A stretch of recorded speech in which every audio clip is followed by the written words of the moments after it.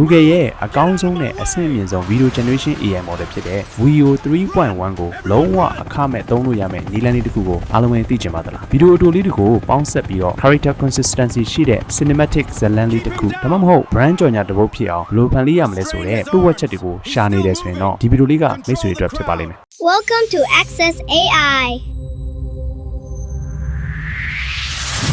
အားလုံးမင်္ဂလာပါ channel လေးနဲ့ပြန်လည်ကြိုဆိုလိုက်ပါတယ်ဒီနေ့ဗီဒီယိုမှာတော့ Google ရဲ့ Veo 3.1 model ကို free အသုံးပြုလို့ရမယ်တရားဝင်နေရာလေးတစ်ခုအကြောင်းရယ် Veo 3.1 ကိုလက်တွေ့အသုံးဝင်အောင်ဘယ်လိုအသုံးချရမလဲဆိုတာရယ်အခမဲ့သုံးတဲ့သူတွေအတွက်ထုတ်ပေးလာတဲ့10စက္ကန့်ဗီဒီယိုတိုလေးတွေကိုမူရင်း character မပြတ်ဘဲနဲ့ဇလန်းအရှိတစ်ခုရအောင်ဘယ်လိုဆက်ရမလဲကိုယ်စိတ်ကြိုက်ထည့်ပေးလိုက်တဲ့ပုံလေးတွေကိုဗီဒီယိုထဲမှာအတိအကျပါဝင်လာအောင်ဘယ်လိုသုံးရမလဲဆိုတာတွေကိုအသေးစိတ်လေးမျှဝေစမ်းသုံးပြပေးတော့မှာဖြစ်တဲ့အတွက်ကြောင့်မလို့ဗီဒီယိုလေးကိုအဆုံးထိအောင်လိုက်ပါကြည့်ရှုဖို့အတွက်ဖိတ်ခေါ်လိုက်ပါတယ် Veo 3.1 ကိုအခမဲ့အသုံးပြုနိုင်တဲ့နေရာလေးတစ်ခုကတော့ Google ကနေထုတ်ထားတဲ့ Google Viz ပဲဖြစ်ပါတယ်ဒီ tool ကိုသုံးဖို့အတွက်ဘာ application မှာလည်းတီးတန့် install လုပ်နေစရာမလိုတော့ပါဘူးကျွန်တော်တို့ရဲ့ browser ထဲကိုဝင်လိုက်ပါပြီးရင်တော့အခု Google Workspace ထဲကနေပြီးတော့ဒီ profile ပုံလေးရဲ့ဘေးနားလေးမှာရှိတဲ့ S490 ဖြစ်တဲ့ Google Apps icon ကိုနှိပ်လိုက်ပါပြီးရင်တော့ဒီအောက်နားလေးကိုနည်းနည်းဆွဲလိုက်တာနဲ့ Viz ဆိုတဲ့ icon လေးကိုတွေ့ရမှာပါအဲ့ဒါလေးကိုနှိပ်လိုက်ပါအဲ့လိုဝင်လိုက်ပြီဆိုတာနဲ့အခုလိုနေရာလေးကိုရောက်သွားပြီးတော့ video ကို landscape အနေနဲ့ဖန်တီးမှလား portrait လားသို့မဟုတ် square နဲ့ဖန်တီးမှလားစသဖြင့်ရွေးခိုင်းတဲ့ window လေးတစ်ခုကြာလာပါမယ်အခုဒီ landscape ထဲမှာဆိုရင်လည်းပဲကိုရွေးချယ်ပြီးတော့ဖန်တီးလို့ရတဲ့အများကြီးရှိပါတယ်ကျွန်တော်တို့အခုဒီမှာတော့ blank Viz ကိုပဲရွေးပြီးတော့စတင်လိုက်ပါမယ်ဒါဆိုရင်တော့ Google Viz ရဲ့အဓိကကျတဲ့ interface ကိုရောက်သွားပါပြီဒီအောက်ခြေမှာဆိုရင် timeline ရှိနေမှာဖြစ်ပြီးတော့ဒီညာဘက်ဘေးမှာတော့ toolbox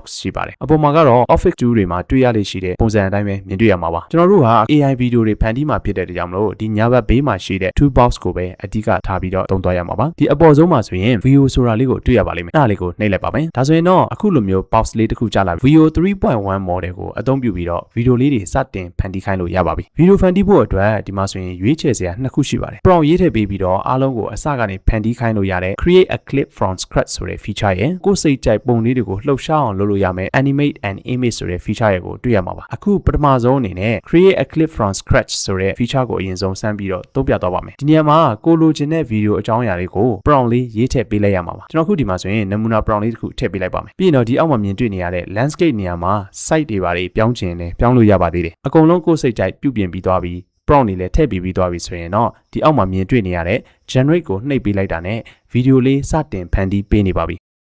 generation လုပ်နေတဲ့အချိန်လေးခဏလောက်စောင့်ပေးလိုက်ပါအခုဒီမှာဆိုရင် generate လုပ်နေတဲ့အချိန်ပြည့်သွားပြီမဲ့လည်းကျွန်တော်ရေးထည့်ပေးလိုက်တဲ့ prompt ကသူတို့ရဲ့ terms နဲ့ဆန့်ကျင်နေလို့ဆိုပြီးတော့ဗီဒီယိုကထွက်မလာပါဘူးအဲ့လိုမျိုး error လေးဖြစ်လာခဲ့ရဆိုရင်ကိုယ့်ရဲ့ prompt ထဲမှာစကားလုံးတစ်ခုခုထပ်ထည့်ပေးလိုက်တာဒါမှမဟုတ်ပြင်လိုက်တာမျိုးတွေလုပ်လိုက်ပါအခုဒီမှာဆိုရင်မူလ prompt အတိုင်းကိုပဲဘာမှပြောင်းလဲခြင်းမရှိဘဲနဲ့နောက်ကနေပြီးတော့ realistic ဆိုတဲ့စာသားလေးထပ်ထည့်ပေးပြီးတော့ generate ထပ်ထုတ်ခိုင်းလိုက်တဲ့အခါမှာတော့သူ့ဘက်ကနေပြီးတော့ဗီဒီယိုလေးထုတ်ပေးလာပါတယ်သူထုတ်ပေးလိုက်တဲ့ဗီဒီယိုလေးကိုကိုကနေပြီးတော့ကြိုက်နှစ်သက်တယ်ဆိုရင်ဒီမှာမြင်တွေ့နေရတဲ့ insert ဆိုတာကိုနှိပ်လိုက်တာနဲ့ timeline နဲ့ကို auto ရောက်သွားမှာပဲဖြစ်ပါတယ်အကယ်၍မကြိုက်သေးဘူးဆိုရင်တော့ဒီဘက်ဘေးမှာရှိနေတဲ့ recreate ကိုနှိပ်ပြီးတော့ပြန်ထုတ်ခိုင်းလို့ရပါတယ်ဒီမှာဆိုရင် video quality လည်းအတော်လေးကောင်းမွန်ပြီးတော့ထည့်ပေးလိုက်တဲ့ prompt တွေကအတိုင်းပဲအလင်းမောင်တွေရောလှုပ်ရှားမှုတွေရောတကယ်ကိုမှအသေးစိတ်ကြကြထုတ်ပေးလာတာကိုတွေ့ရပါတယ်ဒါကတော့ prompt လေးရေးထည့်ပေးလိုက်တာနဲ့ဗီဒီယိုထုတ်ပေးလိုက်တဲ့ feature ပဲဖြစ်ပါတယ်ဒီ create from scratch ဆိုတဲ့အထဲမှာဖန်တီးလို့ရတဲ့နောက်ထပ်လုံးဝမိုက်တဲ့ feature တစ်ခုရှိပါသေးတယ်အဲ့ဒါကတော့ဒီမှာမြင်တွေ့နေရတဲ့ ingredient ဆိုတာပဲဖြစ်ပါတယ် Google Viz ရဲ့ ingredient feature ကတကယ်ကိုအစွမ်းတက်ပြီးတော့ထုတ်ကုန်ကြော်ညာတွေ brand video တွေ cinematic ဇာတ်လမ်းတွေဖန်တီးဖို့အတွက်အရန်ကိုအသုံးဝင်ပါတယ်ဒါပေမဲ့တခုရှိတာကဒီ feature ကိုအသုံးပြုနိုင်ဖို့အတွက်တော့ pro account တစ်ခုရှိနေဖို့လိုအပ်ပါတယ်အခုဒီမှာ Gemini Pro account နဲ့ဒီ ingredient feature ကိုစမ်းပြီးတော့သုံးပြပေးသွားပါမယ်ပထမဆုံးအနေနဲ့ဗီဒီယိုဖန်တီးဖို့လိုအပ်တဲ့ ingredient တွေရရှိဖို့အတွက်ပုံလေးအရင်ထုတ်လိုက်ပါမယ်ပုံထုတ်ဖို့အတွက်လည်းအခြား website တွေသွားနေစရာမလိုတော့ဘဲနဲ့အခုဒီအောက်နားမှာရှိတဲ့ဒီငပြောသီးပုံစံလေးနဲ့ generate photo ဆိုတဲ့ထက်ကိုဝင်လိုက်လို့ရပါတယ်ပြီးရင်တော့ကိုလိုချင်တဲ့ပုံလေးကို prompt လေးရေးထည့်ပေးပြီးတော့ထုတ်ခိုင်းလိုက်လို့ရပါပြီ generation လုပ်တဲ့ time ကလည်းတော်တော်လေးမြန်တယ်လို့ပြောလို့ရပါတယ်အခုဒီမှာဆိုရင်ပုံလေးရရှိလာပါပြီဒီပုံလေးပေါ်ကိုတစ်ချက်နှိပ်လိုက်တာနဲ့အခုလို project ထဲကိုရောက်သွားမှာပါကိုကအဲ့လိုမျိုးတန်းရောက်တာမျိုးမလိုချင်ဘူးဆိုရင်တော့ဒီပုံလေးပေါ်ကို right click နှိပ်ပြီးတော့ save ထားခြင်းလည်းရပါတယ် project ထဲမှာရောက်နေတဲ့ပုံလေးကို frame အပြည့်လိုချင်တာဖြစ်တဲ့ကြောင့်မလို့ insert ဆိုတာကိုနှိပ်ပြီးတော့ site လေးချိန်ညှိပေးလိုက်ပါမယ်အခုလိုရရှိလာတဲ့ပုံလေးကိုဗီဒီယိုတစ်ခါတည်းပြောင်းခြင်းနဲ့ပြောင်းလို့ရပါသေးတယ်အခုဒီမှာဆိုရင်ပုံလေးရဲ့အောက်မှာမြင်တွေ့နေရတယ် convert to video remove background တွေလုပ်လို့ရတယ်ပြီးရင် edit image လုပ်လို့ရတယ် animation စသဖြင့်လှုပ်ဆောင်လို့ရတာတွေအများကြီးရှိပါသေးတယ်အခုဒီမှာဆိုရင်ဒီပုံလေးကိုဗီဒီယိုလေးပြောင်းကြည့်ပါမယ်ဒါကြောင့်မလို့အခုမြင်တွေ့နေရတဲ့ convert to video ကိုနှိပ်လိုက်တာနဲ့ဒီလိုမျိုးနေရာလေးကိုတစ်ခါတည်းရောက်ရှိသွားမှာဖြစ်ပါတယ်အခုဒီမှာမြင်တွေ့နေရတဲ့နေရာမှာ animate an image ဖြစ်နေတယ်ဆိုရင် click လေးချက်နှိပ်ပြီးတော့ create from scratch ကိုပြောင်းပေးလိုက်ပါပြီးရင်တော့ဗီဒီယိုအဖြစ်ပြောင်းစေခြင်း နဲ့ prompt လေးကိုရေးထည့်ပြီးတော့ generate လုပ်ခိုင်းလိုက်လို့ရပါပြီဒါဆိုရင် video လေးစတင်ဖန်တီးပေးနေပါပြီဒါကတော့ပုံလေးထုတ်ပြီးတော့ ဓာတ်ရိုက် video ပြောင်းတဲ့နည်းလမ်းလေးပါအဲ့လိုမျိုးမဟုတ်ဘဲနဲ့ device ထဲမှာစိတ်ထားတဲ့ပုံလေးတွေကို video အဖြစ်ပြောင်းကျင်နေဆိုရင်လည်းပဲအခုဒီမှာမြင်တွေ့နေရတဲ့ view ဆိုတဲ့နေရာကိုတွားလိုက်ပါပြီးရင်ဒီမှာရှိတဲ့ ingredient feature ဆိုတဲ့နေရာမှာကိုယ့်ရဲ့ device ထဲမှာရှိတဲ့ပုံလေးတွေကို upload လုပ်ပြီးတော့ဖန်တီးလို့လည်းရပါတယ်ကိုယ်စိတ်ကြိုက်ပုံ3ပုံအထိထည့်ပြီးတော့ generate လုပ်ခိုင်းလို့ရပါတယ်ဒီမှာဆိုရင်မိတ်ဆွေတို့မြင်တဲ့အတိုင်းပုံလေးကနေပြီးတော့ video အဖြစ်ပြောင်းလဲဖန်တီးထားတာကိုတွေ့ရမှာပါ video quality လည်းအတော်လေးကောင်းမွန်တာမို့တကယ်ကိုအသုံးဝင်တယ်လို့ပြောလို့ရပါတယ်ဒီ ingredient feature ကိုအသုံးပြုနိုင်ဖို့အတွက်ကတော့ pro account တစ်ခုဖြစ်နေဖို့လိုအပ်ပါတယ်အခုလို Veo 3.1 model ကိုအသုံးပြုပြီးတော့ Google Viz ထဲမှာ video တွေကိုဖန်တီးတဲ့အခါမှာအရေးအတွက်ကန့်သက်ချက်လေးတော့ရှိပါတယ် free plan အနေနဲ့ဆိုရင်တစ်လကိုအခုလိုမျိုး AI video clip 10ခုလောက်အခမဲ့ထုတ်လို့ရပြီးတော့မိတ်ဆွေအနေနဲ့ pro plan ကိုဝယ်ထားတယ်ဆိုရင်တော့တစ်လကို video clip ပေါင်း50လောက်ထိအောင်ထုတ်ခွင့်ရမှာဖြစ်ပါတယ်ဒါကြောင့်မိတ်ဆွေအနေနဲ့ကိုယ့်အတွက်အသုံးဝင်နေဆိုရင်တော့ Gemini Pro account တစ်ခုလောက်ဝယ်သုံးတာကပိုပြီးတော့ကောင်းပါတယ်အဲ့လိုမျိုး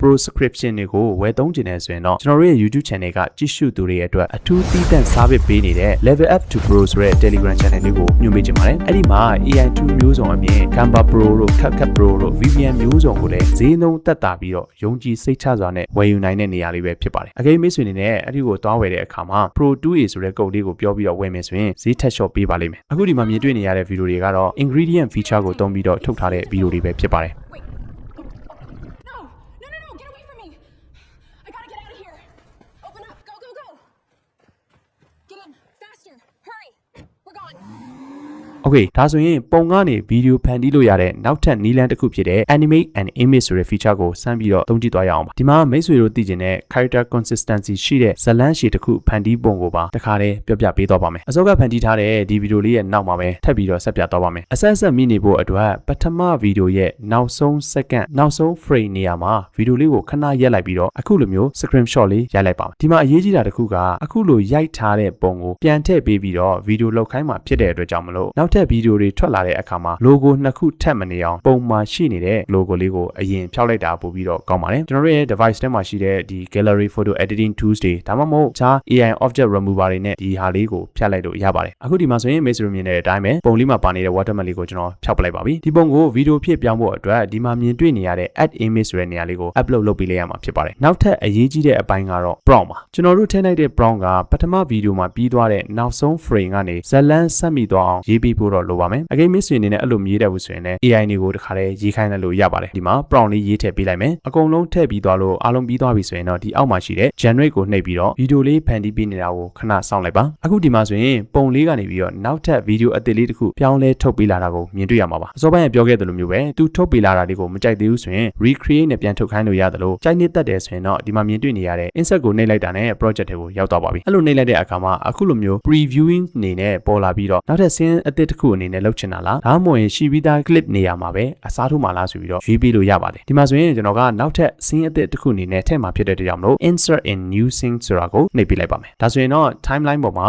video clip လေးနှစ်ခုရရှိလာပါပြီမိတ်ဆွေတို့မြင်တဲ့အတိုင်းပဲဇက်ကောင်ရဲ့ရုပ်သွင်းပြင်ရောနောက်ခံပါမပြောင်းလဲပဲနဲ့တစ်ဆက်တည်းဇာတ်လမ်းလေးဖြစ်တာတော့ကိုမြင်တွေ့ရမှာပါဒီနည်းလမ်းလေးအတိုင်းပဲနောက်ထပ် scenes တွေဆက်ချင်နေဆိုရင်လည်းနောက်ဆုံး frame ကိုကျွန်တော် screenshot လေးတွေရိုက်သွားပြီးတော့အခုလိုမျိုးနဲ့ဇာတ်လမ်းလေးတစ်ပုဒ်ဖြစ်အောင်ဖန်တီးသွားလို့ရပါတယ်အခုဒီမှာဆိုရင် sound quality တွေဘာတွေ balance ညှိချင်နေဆိုရင်လည်းလောက်ခန်းလို့ရပါသေးတယ်ဒီထဲမှာအခြားဒီ transition တွေထည့်တာတွေဘာတွေမိတ်ဆွေတို့စိတ်ကြိုက်အကုန်လုံးချိန်ညှိလို့ရပါတယ်အခုလိုမျိုးဗီဒီယိုလေးတွေစိတ်ကြိုက်ဖန်တီးသွားပြီးတဲ့နောက်မှာတော့ဒီဗီဒီယိုတွေကိုသိမ်းရမယ့်အပိုင်းကိုရောက်သွားပါပြီကျွန်တော်တို့ဖန်တီးထားတဲ့ဗီဒီယိုလေးတွေကို export ထုတ်ဖို့အတွက်ဒီဘက်တောက်မှာရှိနေတဲ့ file တွေကိုဝင်လိုက်ပါပြီးရင်တော့ download ဆိုတဲ့ဘေးကမြားလေးကိုတွားလိုက်တာနဲ့ MP4 ဗီဒီယိုကိုတွေ့ရမှာပါ MP4 ဗီဒီယိုကိုနှိပ်ပေးလိုက်တာနဲ့ကျွန်တော်တို့ရဲ့ device တွေကိုဗီဒီယိုလေး down ပြီးသားဖြစ်သွားပါပြီဒါကတော့ Google Viz ထဲမှာပဲ Veo 3.1 model ကိုအသုံးပြုပြီးတော့ prompt လေးရေးထည့်ပေးလိုက်တာနဲ့ဗီဒီယိုတွေဖန်တီးတာပုံကနေပြီးတော့ဗီဒီယိုတွေပြောင်းလဲပြစ်တာမျိုး image လေးတွေထည့်ပေးပြီးတော့ဗီဒီယိုတွေဖန်တီးတာတွေကိုစမ်းသုံးပြပေးခဲ့တာဖြစ်ပါတယ်ဒီနေ့ဗီဒီယိုလေးကမိတ်ဆွေတို့အတွက်အကျိုးရှိအသုံးဝင်စေမယ်လို့ယုံကြည်ပါတယ် Google Viz ထဲမှာအခြားစိတ်ဝင်စားဖို့ကောင်းတဲ့ feature တွေလည်းရှိပါသေးတယ်ဒီဟာတွေကိုတော့ကျွန်တော်နောက်ပိုင်းမှာဗီဒီယိုနောက်တစ်ပုတ်အနေနဲ့ထပ်ပြီးတော့သုံးပြပေးသွားပါမယ်အကယ်၍ဒီနေ့ဗီဒီယိုလေးကမိတ်ဆွေအတွက်အကျိုးရှိအသုံးဝင်နေဆိုရင်အခြားသူတွေသိရှိရအောင်မျှဝေပေးသွားလို့ရပါတယ်နောက်ထပ်မိတ်ဆွေတို့သိချင်သုံးပြစေချင်တဲ့အခြား AI tools တွေရှိတယ်ဆိုရင်လည်း comment မှာရေးခဲ့ပေးလို့ရပါတယ်အကယ်၍မိတ်ဆွေအနေနဲ့ channel လေးကို subscribe မလုပ်ရသေးဘူးဆိုရင်လည်း subscribe လေးလုပ်ထားပေးခဲ့ဖို့တောင်းဆိုချင်ပါတယ်အားလုံးကိုကျေးဇူးတင်ပါတယ်နောက်ဗီဒီယိုမှာပြန်လည်တွေ့ပါမယ်